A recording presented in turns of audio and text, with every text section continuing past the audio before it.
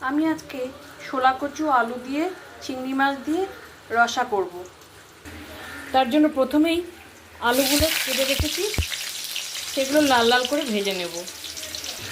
আমি স্বাদ মতো নুন আর হলুদ দিয়ে দিলাম। আলুগুলো ভাজা হয়ে গেছে। ওই তেলে আমি সাদা জিরে আর একটা তেজপাতা ফোড়ন দিয়ে দিলাম।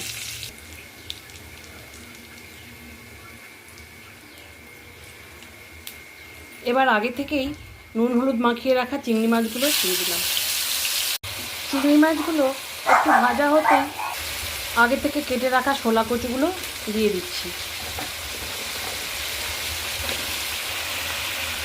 স্বাদ অনুযায়ী নুন আর হলুদ দিয়ে দিলাম।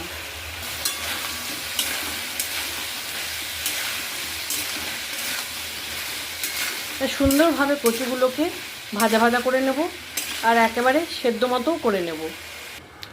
একটা বড় সাইজের টমেটো আর 1.5 ইঞ্চি মাপের আদা আমি একটু গ্রাইন্ডারে ঘুরিয়ে নিয়েছি।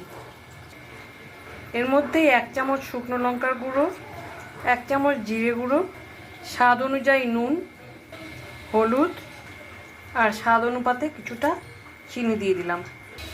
কচুগুলো আমার সুন্দরভাবে ভাজাও হয়ে গেছে, অনেকটা সেদ্ধ হয়ে গেছে। এবার ভেজে রাখা আলুগুলো আমি দিয়ে দিলাম।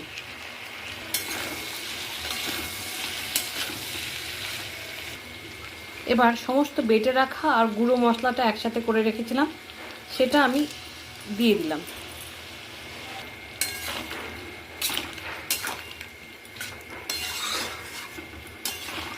মশলাটা আমি সুন্দরভাবে কষিয়ে নেব। এবার 2 কাঁচা লঙ্কা 4 ভাগে চিড়ে দিয়ে দিলাম। মশলাটা ভালোভাবে কষানো হয়ে গেছে। এবার ঝোলের জন্য আমি কিছুটা জল দিয়ে দিলাম।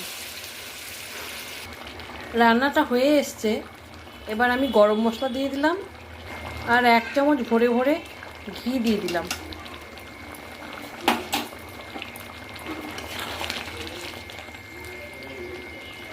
এবার নামিয়ে নেব তরকারিটা। রান্নাটা যদি ভালো লেগে থাকে প্লিজ লাইক আর কমেন্ট করবেন আর সাবস্ক্রাইব করে পাশে থাকবেন।